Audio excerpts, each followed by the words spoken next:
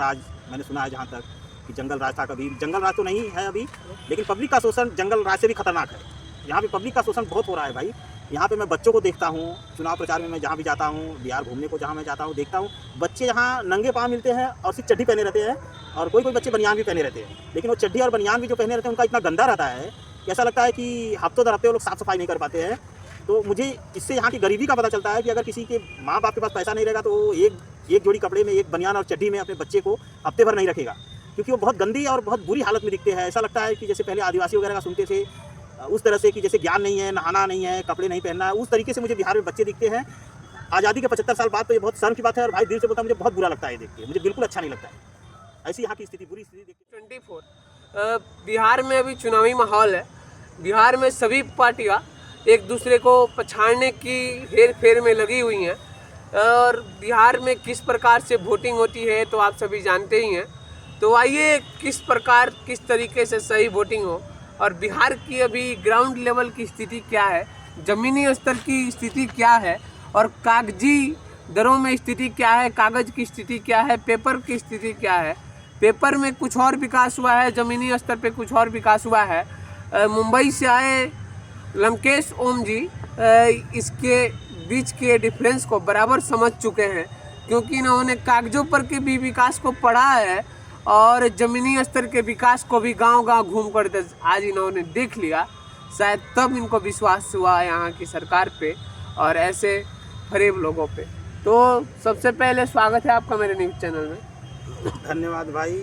सबसे पहले मैं बिहार की धरती को नमन करता हूँ, प्रणाम करता हूँ, और आपको भी धन्यवाद देता हूँ।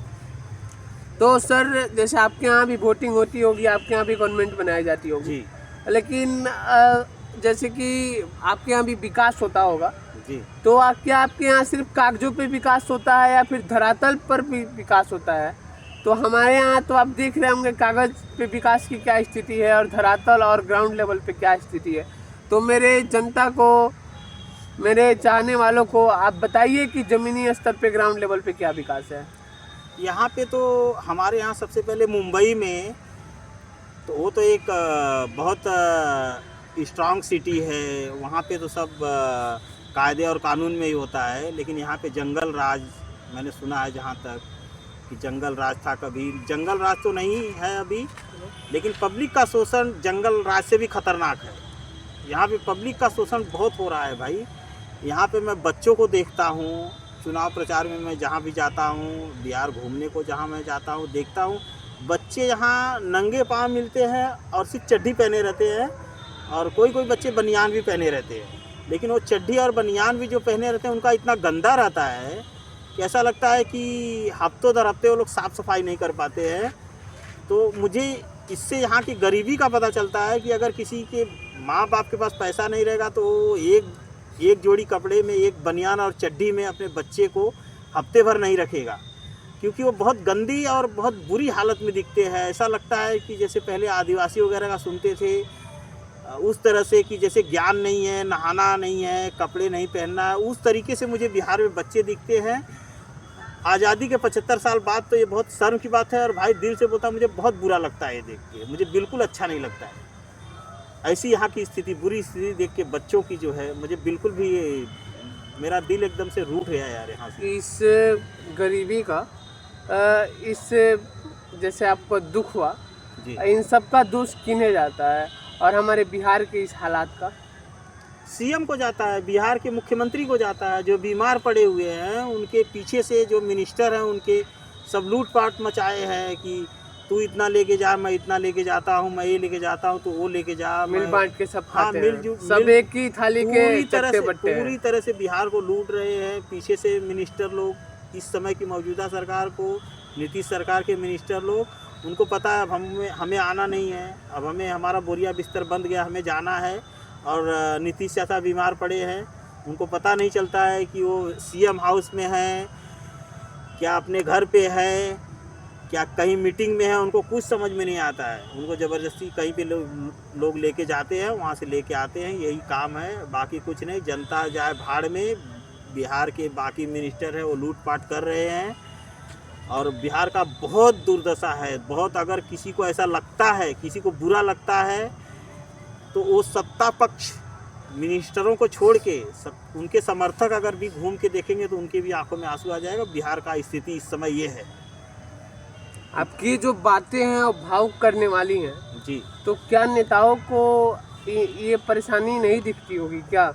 नहीं, नेताओं को परेशानी दिखती तो ऐसा हाल करते थे पब्लिक का, जनता का, यहाँ के जनता का। नेताओं को कुछ नहीं, उनको वो तो पूरी तरह से है ना, वो क्या कहते हैं, यहाँ के बिहार के नेता पूरी तरह से मौजूदा सरकार के नेता मिनिस्टर जितने सब राक्षस बन चुके हैं।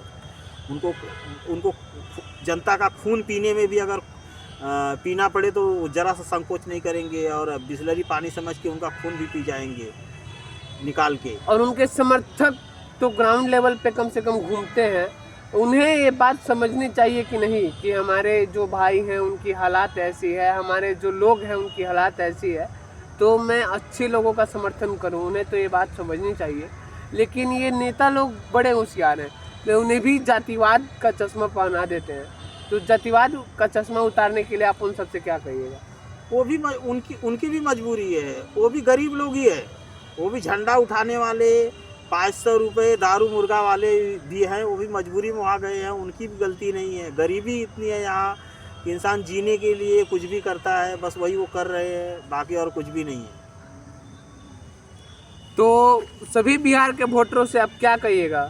इस बार किस प्रकार से वोटिंग करें? वो बस वो मनीष कश्यप को एक तरफा जीत दिलाएं, चुन के लाएं अपना वोट। नहीं, मैं पूरे बिहार की बात कर रहा हूँ। पूरे बिहार की बात करोगे आप तो मैं ये बोलूँगा कि पूरे बिहार वासियों को जन स्वराज को चुन के लाना चाहिए। क्योंकि पीके सर जैसा प्रशांत किशोर जी जो है वो भगवान राम के अवतार हैं।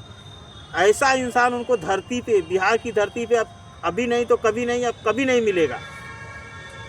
बिहार की धरती पे प्रशांत किशोर जैसा भगवान राम के अवतार जो हैं वो फिर वापस बिहार वासियों को नहीं मिलने वाले हैं।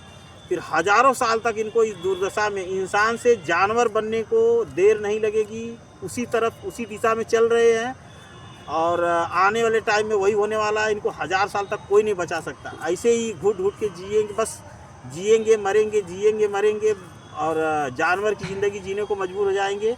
और इनका कोई सहारा नहीं बनेगा, इनको कोई सपोर्ट नहीं करेगा और कोई हिम्मत भी नहीं करेगा इनके लिए कुछ करे। क्योंकि लोग बोलेंगे भगवान राम जैसे अगर प्रशांत किशोर जी इनके लिए कुछ नहीं कर पाए तो बाकी किसी की क्या हिम्मत होगी बिहार की जनता के लिए करने की। बस यही कहूँगा और क्या। मतलब एक अच्छे लोगों के लिए मोटिवेशन है प्रशांत किशोर, उनके जज्बात है प्रशांत किशोर। जी जी जी जी जी प्रशांत किशोर, मैं तो बोला आपको कि वो भगवान श्री राम के अवतार हैं। सबको चाहिए, सबको समझना चाहिए उनको और सुनना चाहिए। जब उनको लोग सुनेंगे समझेंगे तो उनके अंदर भगवान राम दिखाई देंगे साक्षात और फिर उनका कहना वो मानेंगे। क्योंकि वो राम राज्य लाने के लिए ही पार्टी बनाए हैं, वो उनको लूटने के लिए। जैसे कुछ लोग कहते हैं कि सब पार्टियों जैसा वो भी करेंगे, तो मैं उनको बताना चाहता हूँ कि अगर उनको लूटना होता तो उनको अमेरिका, लंदन, स्विट्ज़रलैंड जैसे कंट्री से ऑफ़र आते हैं, वहाँ वो जाते थे। वहाँ भी वो उन्होंने काम किया है। बाहर गांव में भी उन्होंने प्रधानमंत्री और राष्ट्रपति बनाए हैं। न कि हिंदुस्तान में प्रधानमंत्री, राष्ट्रपति और मुख्यमंत्री, दर्जनों मुख्यमंत्री बनाए हैं जो हिंदुस्तान में। तो सिर्फ हिंदुस्तान में नहीं, देश के और अदर कंट्री में भी उन्होंने बनाया है। तो इतनी बड़ी जिसकी पॉपुलैरिटी है, जिसकी कैपेसिटी इतनी बड़ी है कि जो फॉरेन कंट्री में काम कर सकता है, जिसको इनवाइट किया जाता है वो बिहार में आएगा। यहाँ पे क्या बचा है, बिहार के लोगों को समझना चाहिए कि यहाँ पे क्या बचा है लूटने के लिए। वो लूटने के लिए नहीं आए हैं। जनता को मौजूदा सरकार भड़का रही है, विपक्ष भड़का रहा है अपनी रोटी सेकने के लिए, राजनीतिक रोटी सेकने के लिए पब्लिक को भड़का रहे हैं। पब्लिक को इन लोगों के बहकावे में नहीं आना चाहिए। प्रशांत किशोर जी का साथ देना चाहिए, जन स्वराज का साथ देना चाहिए। इसी में उनकी भलाई है, वरना आगे 1000 साल तक उनकी जीवन में, उनके कर्म में बुराई ही बुराई है। उनको इस बुरे वक्त से गुजरने के लिए कोई नहीं रोक सकता। वो फिर इसी तरह से पैदा होते मरते रहेंगे जानवरों की तरह, भूखे प्यासे। आज जो हालत है इससे 1000 गुना ज़्यादा बुरा हाल हो जाएगा बिहार का और कोई नहीं बचाने आएगा। अदर जो दूसरे पार्टी हैं उनके नेता कह रहे हैं कि बिहार को बेचने आए हैं और बिहार में अपना बिजनेस करने नहीं आए नहीं हैं। नहीं नहीं, वो लोग बिहार को बेच रहे हैं। उनको पता है प्रशांत किशोर जी बचाने आए हैं बिहार को। ये बातें उनको अच्छी नहीं लग रही है, इसलिए वो लोग ऐसी दोगलेपन की बातें करते हैं, दोगली बातें करते हैं, समझे। ये वो लोग हैं जो खुद तो बिहार को लूटे भी हैं और फिर से लूटना चाहते हैं क्या? वो बिहार का पूरी तरह से बलात्कार कर रहे हैं, रेप कर रहे हैं, लूट खसोट कर रहे हैं। किसी भी कीमत पे बिहार को है ना वो छोड़ना नहीं चाहते, जब तक कि बिहार के लोग पूरी तरह से मतलब मजबूर ना हो जाए। जैसे अंग्रेज़ों ने गुलाम बनाया था, ठीक उसी तरह से यहाँ की सरकारें काम कर रही है, बिहार वासियों को गुलाम बनाना चाह रही है। और उनकी इस कामयाबी पे, इस कोशिश पे पानी फिर रहा है। इसके लिए वो प्रशांत किशोर सर के बारे में ऐसी उल्टी सीधी अफवाहें फैला रही है।